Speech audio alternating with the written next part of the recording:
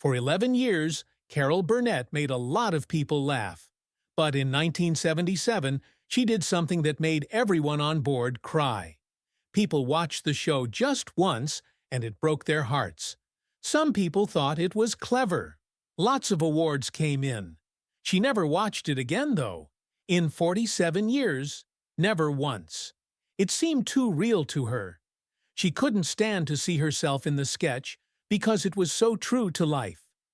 What made the best woman in America not want to face her own performance? April 26th is the day Carol Burnett was born. 1933 in Texas's San Antonio. She had pain in her life from the very beginning. Both of her parents were heavy drinkers and couldn't take care of her. Her dad had a job at a movie theater, but he couldn't keep it for long. As much as her dad, her mom drank and wasn't there for her. Both would later die of illnesses caused by drinking. Even though Carol was only a baby, she knew what it was like to be dropped. The people who were supposed to love her most had picked bottles over nighttime stories. It was a lonely and dangerous world, and Carol quickly learned that laughing could keep her from breaking. She was raised by her maternal grandma, Mabel White, after her parents gave up on raising her. They moved from Texas to Hollywood in 1940, but there wasn't a red carpet ready for them. They shared a small room in a rundown boarding house with other people who were also sad. Addicts, renters with mental illnesses, and people on welfare who are desperately trying to hold on to hope. They only had $20 a week, which wasn't even enough for food, let alone a dream. Carol had never had love like Mabel's before, but she gave it to her. She was poor, but she was safe at last. Made up a way out of that mess in the middle of it all. It was a fake twin sister named Karen that she made up. In every way, Karen was different from Carol. Beautiful, sure of herself, and always happy.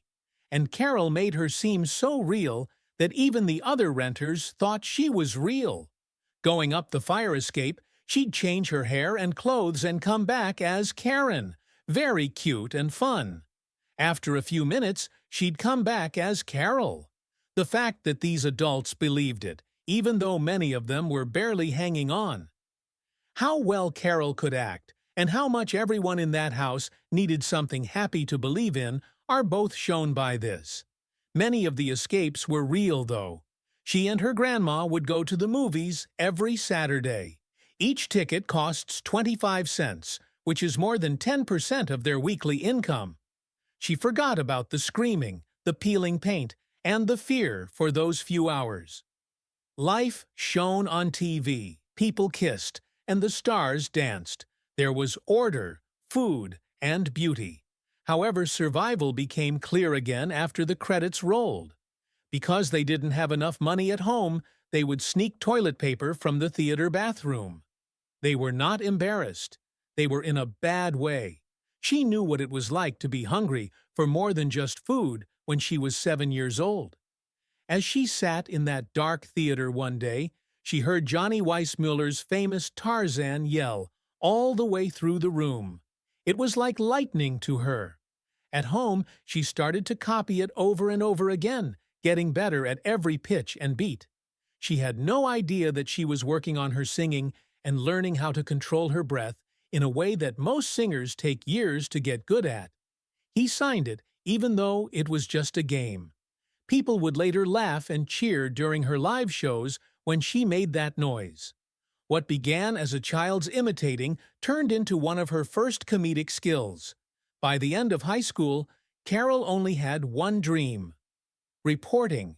She felt like she had to finish what her mother couldn't because her mother had always wanted to be a writer. The goal was UCLA.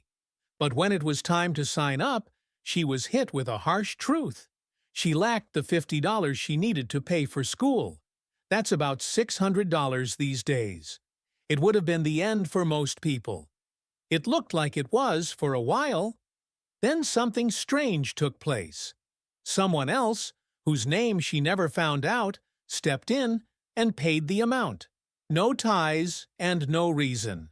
She had just enough money to make a change. She was going to UCLA to study writing, but an elective theater class changed everything for her. Something inside her clicked in that room.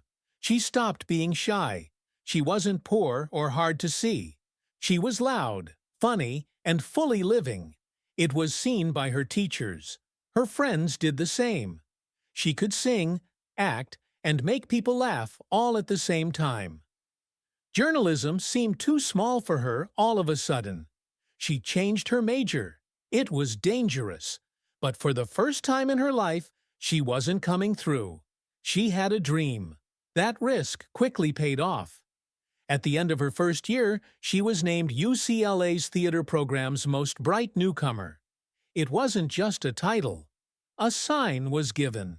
It let her know that following this dream wasn't crazy. It made her stronger, more determined to do well on stage, and less likely to feel bad about wanting more than just survival. The award helped her get better parts in school plays and support from teachers who could tell she wasn't like the other kids. She wasn't just another actor on the rise. You couldn't fake the spark she had. In 1954, Carol Burnett was a junior in college and worked as an usher for 65 cents an hour. At the party in San Diego where her life took a strange turn, she wasn't there to share the good times. She was putting small treats in her bag to give to her grandmother when she got home. Then a stranger in a sharp suit walked up to her. He wasn't in show business. He was a rich carpenter from La Jolla. Carol told him that her dream was to make it on Broadway in New York, but she couldn't even pay the $43 for UCLA. She thought the man's offer was too good to be true. $1,000 for her and her boyfriend, Don Soroyan.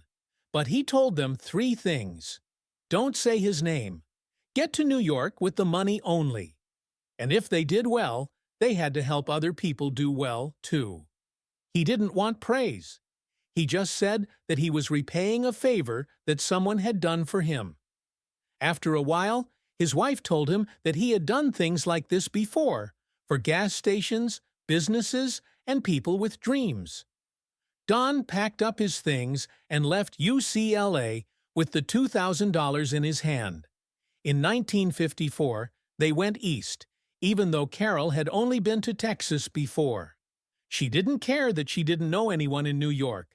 She said, "I wasn't scared because I didn't know enough." It was $9 a night at the Algonquin Hotel when they got to the city. It was too much.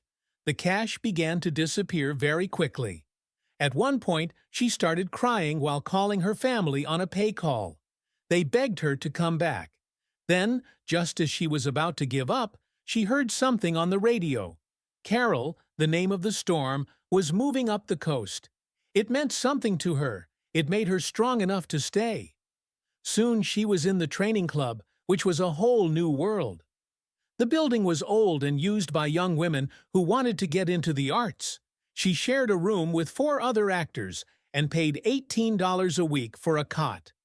There was only 1 bedroom and 1 bathroom, but it was heaven for her. Back at home, she slept on a couch. The place was full of life. Girl groups work on their lines, sing, and run around with hair curlers in. Carol worked at night as a hat check girl and tried out for jobs during the day to make ends meet. It wasn't fancy, but it was true. She and the other girls put on a show called The Rehearsal Club Review in March 1955. They invited managers and producers by mail. People with big names showed up, like Marlene Dietrich. That night, doors began to open. Something really silly gave her her first big break. This is a love song about John Foster Dulles, the stiff and very serious U.S. in charge of state. It was a joke song written by Ken Welch that was silly and over the top. However, Carol did it so well that it became her trademark. The crowd went crazy. She was asked to be on both The Jack Paar Show and The Ed Sullivan Show. She walked out on the Sullivan stage on January 6, 1957, with her knees shaking. But by the end of her show, everyone was laughing so hard they could not breathe. In August of the same year, she came back to sing the worst song again, along with a joke about puppy love. That silly song made her the talk of the comedy world in New York. Carol worked hard for another 5 years. In 1955, she had a small part on The Paul Winchell Show as the girlfriend of a ventriloquist's doll. That got him a part in Stanley with Buddy Hackett, but it was only for a year. Things changed, though, in 1959. Carol got the lead role in the new show Once Upon a Mattress, which was picked up for Broadway after its run off-Broadway. She played Princess Winifred, a girl from the marsh who was loud and clumsy and not at all like any princess from a fairy tale. The show became very famous very quickly. He put her forward for her first Tony Award. And Carol and Don paid back the full $2,000 on June 22, 1959, which was exactly 5 years after she got that mystery loan. The millionaire didn't answer. He stayed unknown until the end. Carol was making $500 a week at that point, which made her feel like she had won the lottery. The movie Once Upon a Mattress wasn't even meant to be a hit. It began as a small project for summer camp. When it opened on Broadway in May 1959, critics didn't love it, but the crowd did. For 470 shows, the show went from one building to another. What made the difference was Carol's show. The show ended in just 1 week after she left in June 1960. Her replacement only did 8 shows before the show ended for good. Carol was no longer replaceable. After that came The Gary Moore Show. Carol went from being a growing star to a full-on TV star between 1959 and 1962. In 1962, she got her first Emmy. Her role as the cleaning lady became famous, but what that show really meant to her was what it taught her. Gary Moore's unrehearsed Q&A warm-ups led to the live crowd interactions that made the Carol Burnett Show what it is today. Don Knotts and Jonathan Winters are 2 other big stars who got their start on the show. That show was one of the most important comedy shows ever. It ran from 1950 to 1967. Carol, you really showed how to use time, character, and risk all very well. There was another amazing event in 1962, this time at Carnegie Hall. CBS wasn't sure if they should let her do a show with Julie Andrews. They said Carol was on TV every week and Julie wasn't well known enough. But Michael Dan and Oscar Katz, the 2 executives in charge, saw Carol having a hard time getting a cab one night after a work event. She made fun of the fact that a truck driver might take her home instead. Soon after, a truck pulled up and offered to take her home. They thought it was fate. The show was okayed. 3 big awards were given to that special, Julie and Carol, at Carnegie Hall. It got an Emmy and a Rose d'Or. Columbia Records even put out a recording that got to number 85 on the charts. But what happened next was much better. The Carol Burnett Show started on September 11, 1967, and things will never be the same again. No one thought Carol would be able to break through that wall. ChatGPT said that Variety gave it a 23. That's how big it was. It wasn't just about big numbers, though. The show changed the way TV works. There were live comedy skits in front of a studio crowd for the first time on one of the variety shows. That style helped make Saturday Night Live what it is today. And Carol Burnett did a lot of new things. She wasn't just another star. She was one of the first women to run her own comedy show. She broke the rules and made it possible for many women to work in comedy at a time when most TV shows were run by men. The show was good every day and at every time. People watched it every week, whether it was on Monday at 10 p.m. or later on Saturday nights. It's not often that strong of a regularity. Fans were not the only ones who saw it. There were a crazy 25 primetime Emmy Awards won by the Carol Burnett Show in its 11-year run. Yes, 25. It wasn't like the awards were all in one place. The show won for Best Variety Series, Best Writing, Best Music, and Best Choreography. Harvey Corman won 4 Emmys of his own. In 1969, 1971, 1972, and 1974 for their excellent supporting roles. He won 4 as well, 3 for playing and 1 for writing. Even the last season of the show, which ended in 1978, went out with a bang, winning many awards, including Best Variety Show. It didn't end there. In 1977 and 1978, Carol Burnett won 2 Golden Globes for her work as an actress in a comedy or musical. The show also won the People's Choice Award 3 years in a row for Favorite Variety Broadcast, 1975, 1977, and 1978. After winning so many awards, it became clear that it was the best show on TV. Since then, most variety shows haven't even come close. Behind the scenes, though, not everything was smiles and cheers. Harvey Corman almost quit the show for good during its 7th season. Tim Conway and singer Petula Clark were guests that week. They are 2 of the nicest people in show business. The mood wasn't right, though. During practice, he was rude and angry. It's not like Carol Burnett to let things slide, but she won't this time. After the show on Friday night, she asked him what was going on alone. Corman gave a harsh answer. He said, "I'm just not happy here." Then he hit her in the face with the door to the changing room. That was it. He fired his agent by calling him. He changed his mind over the weekend, though. He asked for another chance. Burnett agreed, but there was one thing he wanted. She told him, "I want to see you skipping and whistling down the hallway at CBS on Monday morning." In fact, that's what he did.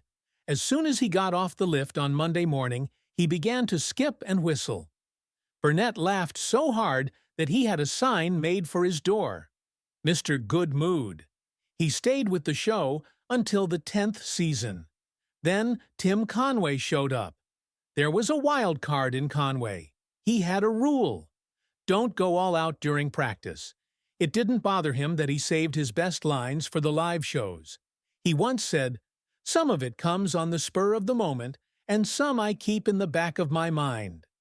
With that plan, every show was different and completely unexpected.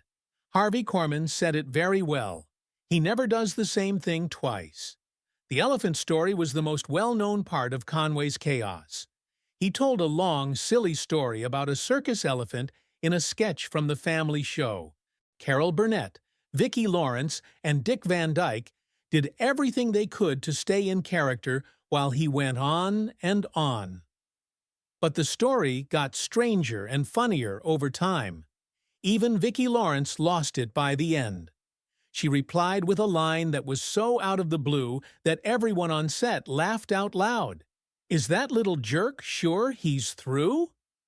Even Conway laughed so hard he was crying. That kind of thing became the heart of the show. Raw, real, and spontaneous all the way through. But not all of the scenes were funny. There was something that really upset Carol Burnett in 1977. It came from one of the sketches that came up often, The Family. She was Eunice Higgins, a woman who was sad because her hopes and dreams had been dashed. In the past, the sketch mixed comedy with chaos, but this time they tried something new. There are no jokes or exaggerations, just pain. It was called The Gong Show. She thinks that speaking about her feelings on a talent show will finally make her famous. The judges make fun of her instead. Alan Ludden, who hosts a game show in real life, played one of them. Burnett did a good job with it. At the end, everyone on the team was almost in tears. There was no funny accent or silly movement. The episode still had a lot of power when it was shown. It slowly moved away from Eunice's teary face as the lights went out. Don't play music or laugh, just broken hearts. People were shocked. Many people liked it, but Burnett never watched it again. She said in an interview in 2010 that was too real. "It hurt me to see Eunice in pain." It's true. Burnett had been poor as a child. She knew how it felt to have big dreams and be made fun of for them. It was too close to home for that sketch. In a later conversation with Harper's Bazaar, she talked about how she felt. She said, "I'm glad we did it, but that wasn't what our show was about. We weren't there to remind people of their problems, but to make them forget about them." The sketch did leave a mark, though. In 1982, a TV movie called Ununice and a comedy called Mama's Family were made from it. Burnett quit the show in the end because she didn't like where it was going. However, the first episode became famous. People did more than laugh when they read Carol Burnett. Behind the scenes, she was going through a lot of heartache, chaos, and family fights that would have broken most people. When she met her first husband, Don Soroyan, in college, it all began. They were young, in love, and both wanted to be famous in show business. Born in Omaha in 1928, he had big dreams of making it big on Broadway. They got married 3 years after meeting at UCLA in 1955, but their love didn't last. After Don's ex-girlfriend's daughter died, he was never the same. Carol's job went up while his stayed the same. The stress broke up their marriage. They broke up on Christmas Day, 1959, and got a divorce in 1962. Don got depressed and drank too much until he died at the age of 62 in 1990. He never got to the point where he wanted to be on stage. Wasn't single for long. Soon after, she met Joe Hamilton. Joe had already been married before and had 8 kids from that marriage. He also put together Carol's 1962 show at Carnegie Hall. They got married in 1963 and worked on her popular show together. They had 3 girls named Carrie, Jody, and Erin, and a loss of the baby in 1965. Their house was always full, with Joe's 8 kids and their 3. While running Carol's show, he won 5 Emmys. Their jobs did well, but their home lives fell apart. There was a false story in the National Enquirer in 1976 that Carol was drunk at a restaurant and sat next to Henry Kissinger. Not only was that not true, but she had spent years speaking out against drinking, so it hurt her a lot. She took the newspaper to court and asked for $1.6 million. The case went on for 5 years and showed how careless newspapers could be. The person who was asked had been told by a paid source that Carol wasn't drunk, but the story was still spread. Even though she won the case, it was settled for about $200,000 after appeals. It wasn't about the cash. The goal was to clear her name, and it changed tabloid news for good. The most important fight of her life wasn't in court, though. It happened at home. In the late 1970s, her daughter Carrie turned to drugs and used them a lot. Carrie used drugs like cocaine, pot, mushrooms, and quaaludes when she was only 13. In the end, she said that she did drugs to stop being Carol Burnett's daughter and be her own person. Carol saw her child leave her between 1976 and 1979. She sent her to rehab after rehab ran away from a Texas prison at one point. She was afraid she would lose her daughter for good. Carrie got clean in the end when she was 17, but it wasn't easy. Carol had to make the most difficult choice of her life. She made Carrie hate her for it.